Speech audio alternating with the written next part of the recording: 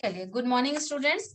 हम आगे बढ़ते हैं। कल हमने लास्ट क्लास में जो हमने डिस्कस किया था वो हमारा पिट्यूटरी ग्लैंड तक डिस्कस हमने कर लिया था कि पिट्यूटरी ग्लैंड से कौन कौन से हार्मोन सिक्रेट करते हैं और वो किस तरीके से हमारे व्यक्तित्व को प्रभावित करता है और किस तरीके से वो डिटरमाइन करता है कि हम हमारे व्यक्तित्व का जो एक्सटर्नल और इंटरनल अपीयरेंस है वो किस तरीके का होगा।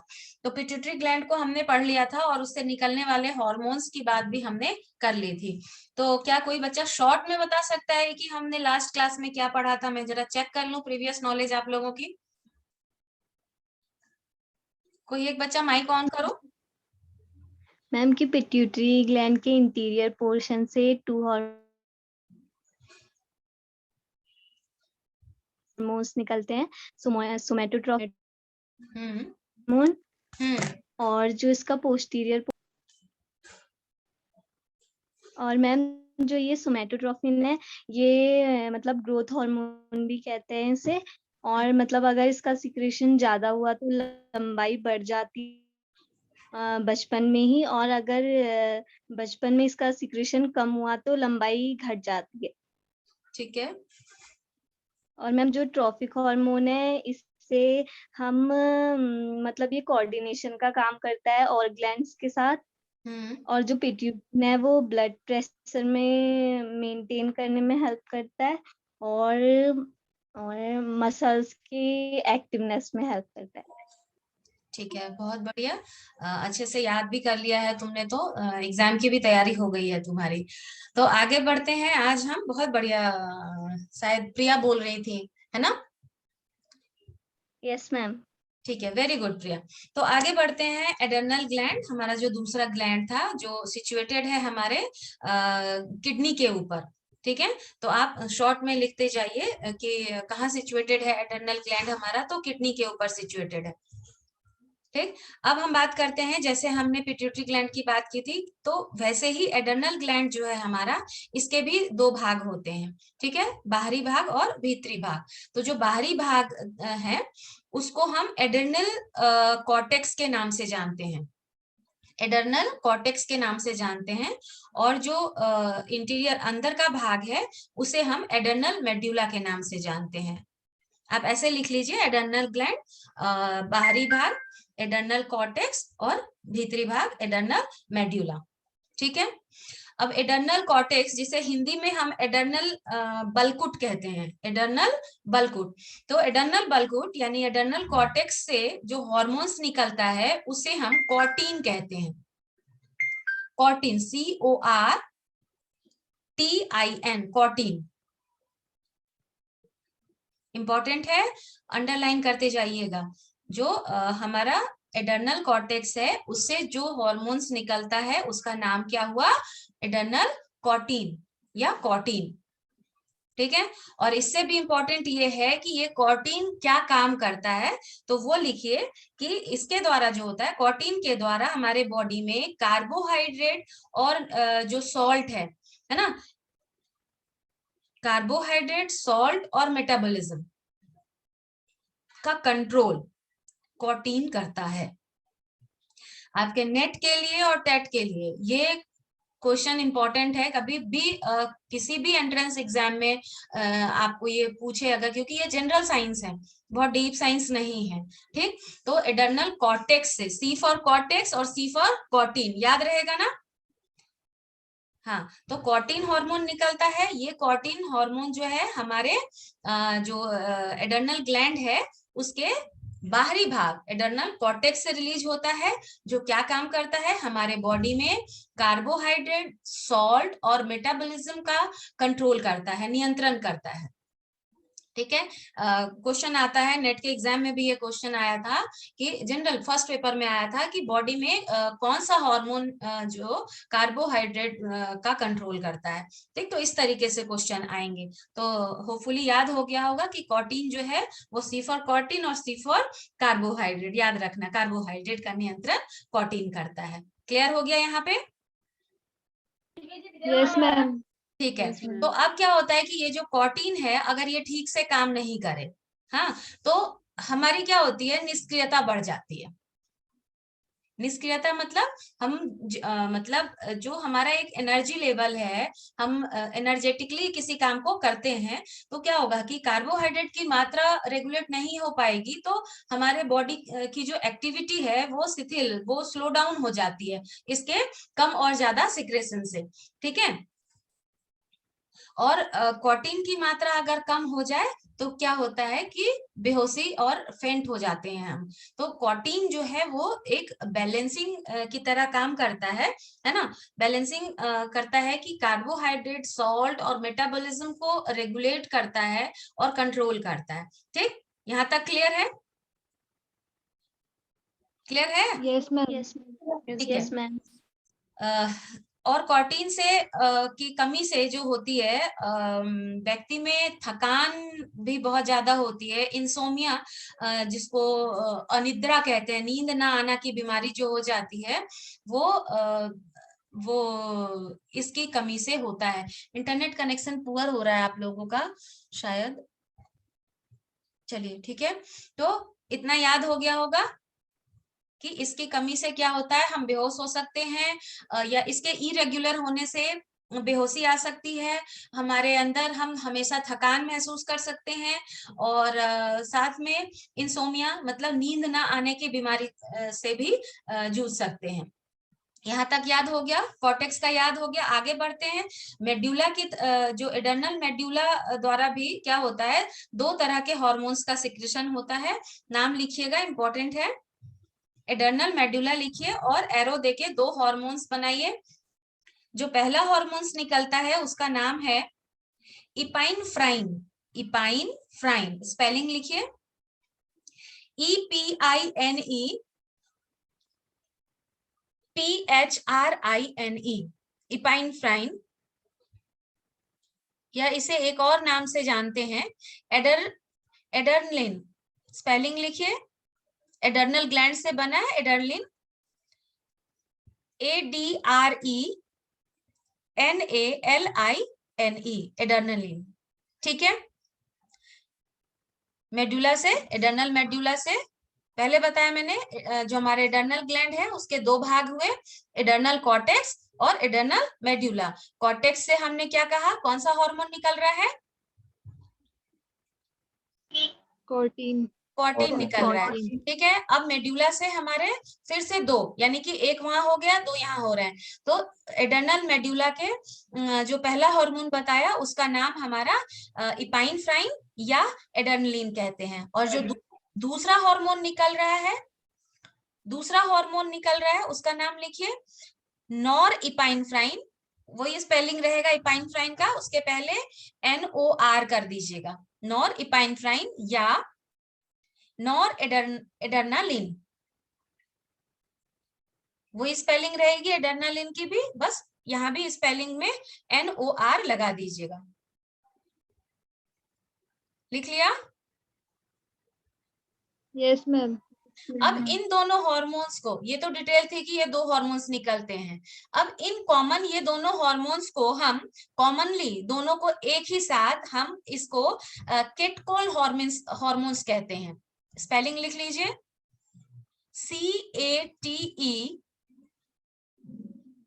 CATECHOL, कैटकोल हॉर्मोन्स कहते हैं। तो कंबाइंड फॉर्म में इसे हम कैटकोल हॉर्मोन्स कहते हैं। तो मनोवैज्ञानिकों ने इस पे जब रिसर्च किया तो पाया कि दोनों हॉर्मोन्स में से जो एडर्लिन है जो पहला वाला है, उसका महत्व ज्यादा है। क्यों ज्यादा है? क्योंकि ये हमारे इमोशनल इम्बैलेंस के ऊपर काम करता है और हमारी इमोशनल स्टेबिलिटी को मेंटेन करने में ये हेल्प करता है। जो हमारा इमोशनल स्टेट है उसको कंट्रोल करता है। क्या काम करता है ये? इमोशनल स्टेट को कंट्रोल करता है। जैसे फियर है ना, एंजाइटी है, एंगर है, ये जितने भी हमारे संवेग हैं या इमोशन है, इसको ये हॉर्मोन्स जो है वो रेगुलेट करता है। तो इसके कम या ज्यादा सिक्रेशन से हमारे इमोशनल जो इम्बैलेंस है वो बढ़ जाता है, और हमारा जो फियर है, एंजाइटी है, उसके हॉर्मोन्स के अकॉर्डिंग ही कम और ज्यादा हो जाती है। ठीक है। जी मैम। तो अब इस बैलेंस की वजह से ही इस हार्मोन को, इंपॉर्टेंट क्वेश्चन है, अंडरलाइन कर लेना कि ये जो हमारा एड्रेनलिन है इसको हम इमरजेंसी हार्मोन्स के नाम से भी जानते हैं, इमरजेंसी हार्मोन्स के नाम से भी जानते हैं।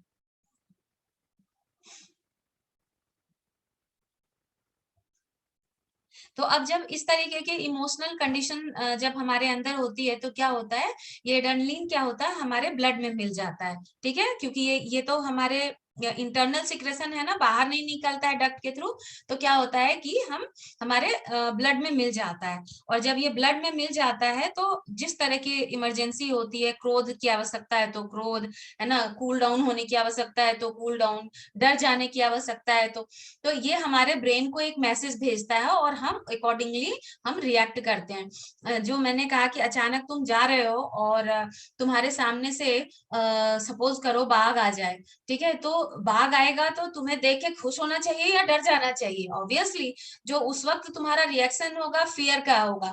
तो ये फियर तुम्हारे अंदर मान लो नहीं उत्पन्न होगा तो तुम क्या कहोगे, चल भाई बाघ भाई घूम के आते हैं, एक वॉक, छोटा सा वॉक लेकर आते हैं, ऐसा नहीं कहोगे ना। तुम्हें अपने डिफेंस के लिए क्या है कि तुम्हारे अंदर डर उत्पन्न होना चाहिए और तुम्हें भाग जाना चाहिए। तो ये एड्रेनल ग्लैंड क्या करता है, सिक्रेशन करता है और तुम्हारे ब्रेन को मैसेज भेजता है कि डरो और भागो यहाँ से, है ना। तो क्या हुआ, एक बैलेंस मेंटेन हो गया। क्लियर है? इसी तरीके से अगर तुम्हें डांट लग रही है तो डांट खाने से क्या होगा, हंसी आएगी या दुख होगा, है ना। तो उसी तरीके से जहां हंसने की परिस्थिति है और तुम्हें हंसना चाहिए, मतलब अकॉर्डिंगली रिएक्ट करना चाहिए, तो ये सारा बैलेंस जो है वो एड्रेनलिन के कारण ही होता है। क्लियर है यहाँ पे? Yes ma'am. जैसे ही ये हमारे ब्लड में मिलता है तो क्या होता है कि हमारे ब्लड का सर्कुलेशन अकॉर्डिंगली रिएक्ट करता है, हार्ट बीट तेज हो जाती है, हमारे जो पल्स रेट होते हैं वो बढ़ जाते हैं, मतलब जब जैसी इसकी जरूरत होती है ये इस तरीके से रिएक्ट करता है। क्लियर हो गया? तो एड्रेनल ही इंपॉर्टेंट है, जिससे कि हमारे, बात हम व्यक्तित्व का कर रहे हैं, हम बायो तो पढ़ नहीं रहे थे, तो बात करते हैं हम कि हम एक व्यक्तित्व ऐसा हमारा कि अगर हम हंसने वाली परिस्थिति में नहीं हंस रहे, रोने वाली परिस्थिति में नहीं रो रहे, सपोज करो कि हम किसी फ्यूनरल में गए हैं तो हमें उस वक्त दुखी होना चाहिए, वहां हम हंस नहीं सकते हैं क्योंकि सिचुएशन डिमांड करती है कि हमारे अंदर जो है दुख के भाव होने चाहिए। अब अगर दुख के भाव नहीं आ रहे यानी कि हमारा जो व्यक्तित्व है वो सामान्य रूप से विकसित नहीं हुआ है, ठीक, यानी कि हमारे व्यक्तित्व को प्रभावित कर रहा है ये हार्मोन। क्लियर है ना? हमारे क्वेश्चन का आंसर तो यही है कि डिटर्मिनेंट्स ऑफ पर्सनालिटी। तो कहीं ना कहीं हमारा जो ये एड्रेनल ग्लैंड से सीक्रेट हार्मोन है वो हमारे व्यक्तित्व के इमोशनल स्टेबिलिटी को मेंटेन करता है, जिसकी वजह से हमारा व्यक्तित्व एक बैलेंस पर्सनालिटी के रूप में हम लोगों के सामने पेश आते हैं। क्लियर है यहाँ तक? Yes ma'am. यस। ठीक है, नेक्स्ट क्या है हमारा, नेक्स्ट है थायराइड, थायराइड हार्मोन ग्लैंड्स।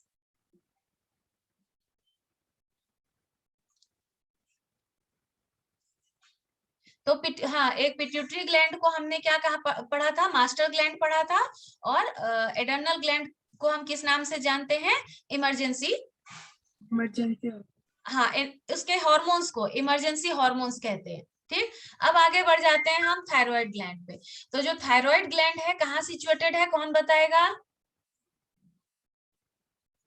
गले में। ठीक है, गले में स्थित है और बटरफ्लाई की शेप में ये हार्मोन होता है, ये ग्लैंड हमारा बटरफ्लाई की शेप में होता है यहाँ पे, और दोनों साइड से उसके विंग्स जैसे स्ट्रक्चर दिखाई देते हैं। ठीक हो गया, इतना पता है आपको। और ये भी पता होगा कि इस ग्लैंड से कौन सा हार्मोन निकलता है, थायरॉक्सिन। थायरॉक्सिन कहा जाता है। अब ये थायरॉक्सिन जो है, सबसे जरूरी तो आपको ये समझना है कि बचपन में ही अगर इसकी कमी हो जाए तो बच्चे में बौनापन, मोटापा वगैरह बढ़ जाता है। तो इसकी कमी से, हाइपर सिक्रेशन से और हाइपो सिक्रेशन से, हाइपर यानी कि हार्मोन्स का ज्यादा सिक्रीट होना और हाइपो मीन्स हार्मोन का कम सिक्रीट होना, तो इसका मेजरमेंट जो होता है है वो T3, T4 और TSH के फॉर्म में होता है।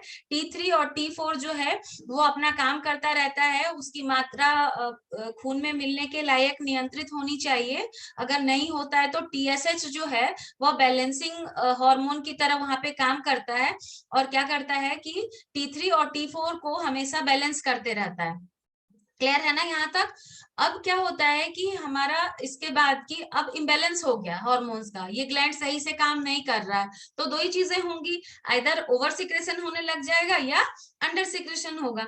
तो ओवर सिक्रेशन होगा तो वो जो है हाइपरथायरॉयडिज्म कहलाएगा, और अंडर सिक्रेशन होगा तो वो हाइपोथायरॉयडिज्म कहलाएगा। ठीक है, तो हाइपोथायरॉयडिज्म में क्या होता है कि हालांकि दोनों ही कंडीशन में बॉडी का मेटाबॉलिज्म जो होता है इरेग्युलर हो जाता है, और इरेग्युलर होने से हाइपो में क्या होता है कि सिक्रेशन कम हो जाने से जो पूरा मेटाबॉलिज्म है वो डिस्टर्ब हो जाता है, और बॉडी वेट बढ़ना, सिवरिंग होना, वेट बढ़ने के साथ बॉडी की स्ट्रेंथ में कमी आ जाना एंड रिलेटेड बहुत सारे फैक्टर जो है वो इंक्लूड हो जाते हैं इसके साथ, और बॉडी फैट बहुत ज्यादा बढ़ता चला जाता है, और इवन ऐसी स्थिति आ जाती है कि कोलेस्ट्रॉल लेवल बहुत हाई हो जाता है, हाई रिस्क पे चले जाते हैं, और समटाइम ऐसा होता है कि इससे डेथ भी हो जाती है। हम भूल मतलब इनिशियल सिम्टम्स में भूलने तक की प्रॉब्लम शुरू, यानी कि नर्वस सिस्टम पे भी ये जो हमारे ब्रेन सेल हैं उनको भी डेड करने लग जाता है। और हाइपर सिक्रेशन में क्या हो जाता है कि मेटाबॉलिज्म वहां भी इरेगुलर हो गया, लेकिन उस केस में क्या होता है कि हाइपर सिक्रेशन ज्यादा सिक्रेट हो रहा है तो क्रिया ज्यादा जल्दी जल्दी हो रही है, तो वो आदमी एक्टिव तो बहुत हो जाता है लेकिन बहुत पतला हो जाता है, हार्ट बीट उसका बिल्कुल हाई रहता है, तो बॉडी में सिवरिंग होती रहती है, क्रिपल हैंड हो जाते हैं, बहुत तरीके की समस्या, हार्ट बीट नॉर्मल ही नहीं रहती है, सांस बहुत तेजी से चलते रहते हैं। तो दोनों ही परिस्थिति में क्या होता है कि जो मेटाबॉलिज्म है वो इरेग्युलर हो जाता है, तो क्या होता है कि व्यक्ति का व्यक्तित्व जो है वो प्रभावित हो जाता है। जहां सामान्य परिस्थिति में सामान्य तरीके से हमें एक्ट करना चाहिए, वहां हमारा जो एक्ट है वो असामान्य हो जाता है। बचपन में ही अगर इसकी कमी हो जाए तो जो बौनापन बताया वो तो होता ही है, साथ में माइक्सडेमा भी हो जाता है। इसमें क्या होता है कि मेटाबॉलिज्म की रेट जो है वो कम हो जाती है, जिससे कि हृदय गति है, श्वास गति है या रक्तचाप है, ये सब क्या होता है, और तापक्रम बॉडी का जो टेम्परेचर है वो सब इरेग्युलर हो जाता है। तो ये सारी चीजें क्या करती हैं, एक सामान्य रूप से वृद्धि और विकास को तो नहीं होने देती हैं। तो निश्चित रूप से जब सामान्य वृद्धि विकास नहीं हुई तो पर्सनैलिटी क्या हुआ, वेल डेवलप पर्सनैलिटी नहीं होगी, यानी कि थायराइड हार्मोन, थायराइड ग्लैंड से निकलने वाला हार्मोन भी हमारे व्यक्तित्व को प्रभावित कर रहा है। ठीक है, क्लियर है सबको, समझ में आ गया या किसी को कोई दिक्कत है? मैम समझ आ गया। ठीक है, नेक्स्ट हम आ जाते हैं parathyroid hormones, glands, parathyroid glands. Parathyroid glands, parathyroid glands जो है वो कहाँ लोकेटेड है? जो हमारा थायराइड ग्लैंड है उसके बगल में ही, थायराइड के बैक में, हाँ उसके बगल में ही सिचुएटेड है। ठीक, इसका आकार जो होता है वो बहुत छोटा होता है, और वजन ऑब्वियसली आकार ही छोटा है तो वजन भी बहुत कम होगा, मतलब 0.1 ग्राम के लगभग इसका वेट होता है। और इससे जो हार्मोन्स निकलता है उसको हम पैराथ हार्मोन्स कहते हैं या पार्थ हार्मोन्स कहते हैं। हो गया, इंपॉर्टेंट है आगे वाला क्वेश्चन फिर से। ठीक, अब ये जो है हमारा पार्थ हार्मोन्स जो है वो क्या काम करता है, ध्यान से लिख लीजिए इसे।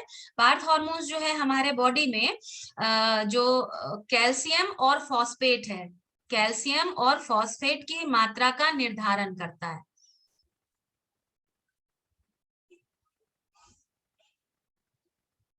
लिख लिया? तो एक क्वेश्चन हमने पीछे अभी इंपॉर्टेंट पढ़ा था कि कार्बोहाइड्रेट एंड सॉल्ट का नियंत्रण कौन करता है? Ma'am adrenal gland. Very good, adrenal, हाँ वेरी गुड। अभी याद रखेंगे कि कैल्शियम और जो फॉस्फेट है उसका नियंत्रण कौन करता है? पैराथायराइड। तो अब क्या होता है कि खून में जो हमारा कैल्शियम है और फॉस्फेट है उसकी मात्रा का ये निर्धारण कर रहा है। तो कैल्शियम का इस जो लेवल है उसके द्वारा जो है हमारा नर्वस टिश्यू जो है उत्तेजनशील होता है, मतलब नर्वस सिस्टम को काम करने के लिए भी कैल्शियम की जरूरत है ना, तो उसका नियंत्रण कर रहा है। अब अगर कैल्शियम की मात्रा अधिक हो जाए तो नर्वस सिस्टम में बहुत ज्यादा एक्टिविटी हो जाएगी, यानी उत्तेजनशील हो जाएगा। ठीक है। दूसरी तरफ यदि खून में पैराथॉर्मोन्स की कमी हो जाती है तो क्या होगा, कैल्शियम की मात्रा में कमी हो जाएगी। अब तो इससे क्या होगा कि मात्रा में जब कमी हो जाएगी, नर्वस सिस्टम सही से काम नहीं करेगा, तो फिर से क्या होगा कि हम जो है वो सुस्त होने लग जाएंगे। तो धीरे धीरे क्या होगा कि जो हमारा नर्वस सिस्टम है वो संतोषजनक रूप से काम नहीं करेगा, मतलब सेटिस्फैक्टरी वर्क नहीं करेगा, वहां पर जो उसकी पंक्चुअलिटी है वो कम हो जाएगी। ठीक है ना। तो एक साइकोलॉजिस्ट हैं विटेकर, 1970 में विटेकर ने अपने एक्सपेरिमेंट में ये देखा कि कुछ एनिमल्स के ऊपर उन्होंने काम किया और जो ये पैराथायरॉयड ग्लैंड था उसको रिमूव कर दिया। तो उन्होंने यहाँ तक पाया कि चूंकि रिमूव ही कर दिया तो कैल्शियम और फॉस्फेट का जो रेगुलेशन था वो नहीं हो पाया, उस पे जो कंट्रोल वो बनाता है इन दोनों उस पे, तो वो नहीं हो पाया और अल्टीमेटली जो एनिमल थी उनकी यहाँ तक कि डेथ भी हो गई। इरेगुलरिटी तो हुई साथ में उसकी डेथ भी हो गई। तो ये हमारे इस मतलब ये इस सपोर्ट में ये जो सिद्धांत इन्होंने दिया विटेकर ने, तो इससे हम क्या समझते हैं कि हमारी जो पर्सनालिटी है उसको डेवलप करने में और अप्रोप्रिएट रहने में, नर्वस सिस्टम का सही से काम करने में जो हमारा पैराथॉर्मोन्स है वो क्या करता है, इंपॉर्टेंट रोल प्ले करता है। ठीक। तो क्या देखा हमने कि जो पैराथायरॉयड ग्लैंड है वो भी हमारे व्यक्तित्व के निर्धारण के रूप में बहुत मुख्य भूमिका निभाता है। क्लियर है? Yes ma'am. ठीक है। नेक्स्ट है हमारा पेंक्रियाज। पेंक्रियाज नाम सुना है? Yes ma'am. कहाँ लोकेटेड होता है ये? स्टमक के? मैम स्टमक में। हाँ, स्टमक के नीचे। हाँ, स्टमक के नीचे होता है। तो अच्छा ये बताओ, स्टमक किस चीज में हेल्प करता है? बाय वाले बच्चे बताएंगे। डाइजेशन में हेल्प करता है। ठीक है। तो डाइजेशन का जो एग्जैक्ट प्रोसेस जो हमारा स्टार्ट तो हमारे माउथ से ही हो जाता है, सेलेवरी ग्लैंड में ही सेलेवरी एमाइलेज और वगैरह वहां पे फूड में मिल जाता है। बहुत डिटेल में मत जाना, डरना मत आर्ट्स वाले बच्चे, इतना तुम्हें नहीं पढ़ना। बस मैं बायो वाले बच्चों को थोड़ा देख रही थी कि वो बीएड में पढ़ते पढ़ते बायो तो नहीं भूल गए हैं। ठीक है ना। तो खैर स्टमक के जो पीछे वाला पोर्शन है वहां हमारा ये पेंक्रियाज होता है और पेंक्रियाज से इंसुलिन का सिक्रेशन होता है। ठीक है।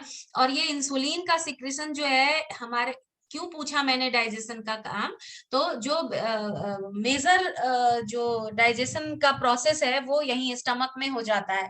ठीक है। तो क्या होता है कि जो पेंक्रियाज है वो एक हार्मोन सिक्रीट करता है। वो कौन सा है हार्मोन सिक्रीट करता है? हालांकि दो जो पेंक्रियाज है इसमें दो तरह के हार्मोन्स निकलते हैं। ठीक है। दो तरह के इनकी जो कोशिकाएं होती हैं उनसे बीटा सेल से निकलने वाले हार्मोन्स को इंसुलिन और अल्फा सेल से निकलने वाले को हार्मोन्स को हम ग्लूकागॉन कहते हैं। लिख लो। जो बीटा सेल है उससे क्या निकलेगा, इंसुलिन निकलेगा, और अल्फा सेल से क्या निकलेगा, ग्लूकागॉन निकलेगा। तो इन दोनों की भूमिका डाइजेशन में प्रॉपर है। लेकिन अगर हम बात करें कि व्यक्तित्व के निर्धारण में, तो इंसुलिन की भूमिका ज्यादा महत्वपूर्ण हो जाती है। क्यों हो जाती है? तो इंसुलिन जो है, जो हमारा पेंक्रियाज सिक्रीट कर रहा है, ये क्या करता है, हमारे बॉडी में, हमारे ब्लड में शुगर की मात्रा का कंट्रोल करता है, नियंत्रित करता है उसे। तो शुगर की मात्रा हमारे बॉडी के एक नॉर्मल एक्टिविटी में जो चाहिए वो जरूरी भी है। अगर पेंक्रियाज इंसुलिन सिक्रेट नहीं करता है तो इवन हमारा डाइजेशन भी प्रॉपर नहीं होगा। ठीक है। और डाइजेशन नहीं होगा, साथ ही साथ क्या दिक्कत आती है कि जो ब्लड में जो ऑक्सीडेशन है उसका, शुगर का वो नहीं होता है, तो कंज्यूम नहीं हो पाता है। तो ऐसे कंडीशन में क्या होता है कि जो डायबिटीज बीमारी आपने सुना है वो इसकी वजह से ही होता है, इंसुलिन के प्रॉपर सिक्रीशन नहीं होने की वजह से होता है। और इंसुलिन का सिक्रीशन हमारे बॉडी के लिए बहुत जरूरी है, क्योंकि जो पूरा डाइजेशन प्रोसेस है वो इस पे डिपेंड करेगा, ठीक है ना।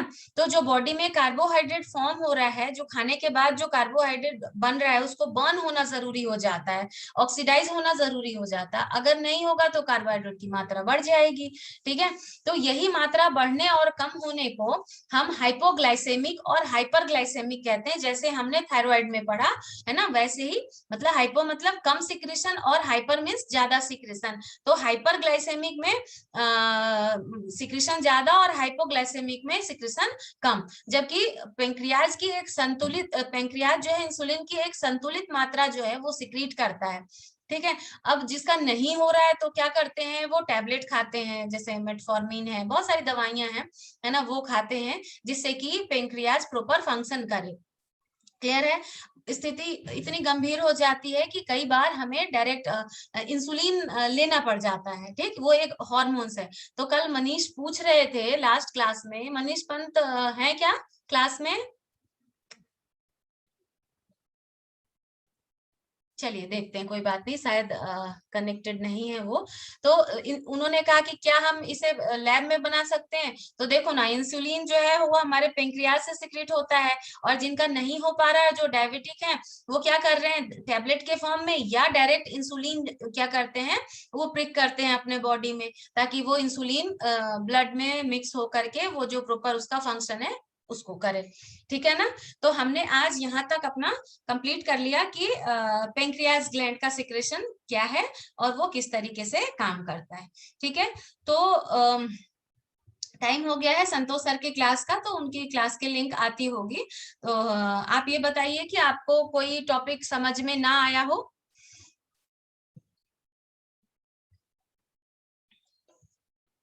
नो मैम, समझ आ गया है। आ गया सब। ठीक है ना, बहुत सिंपल तरीके से बता दिया है आपको। आपको ज्यादा बायो में नहीं घुसना है। आपका आंसर यह है कि किस तरीके से जो पर्सनालिटी है हमारा, तो जो बायोलॉजिकल डिटर्मिनेंट्स है वो किस तरीके से प्रभावित होते हैं, ठीक है ना। तो आप अपने आंसर में सब में यही बताएंगे लास्ट में कंक्लूड करके कि इस ग्लैंड से ये हार्मोन निकलता है और ये काम करता है। अगर ये ओवर सिक्रीट हो जाए और अंडर सिक्रीट हो जाए तो किस तरीके से हमारा व्यक्तित्व से प्रभावित होगा। आपको इतना ही इस आंसर को अटेम्प्ट करने में लिखना है। तो उम्मीद करती हूँ किसी को कोई दिक्कत नहीं होगी। कल नेक्स्ट क्लास में हम सेक्स ग्लैंड और नर्वस सिस्टम के बारे में पढ़ेंगे कि वो किस तरीके से हमारे व्यक्तित्व को प्रभावित करता है, ठीक है। तो मिलते हैं कल की क्लास में।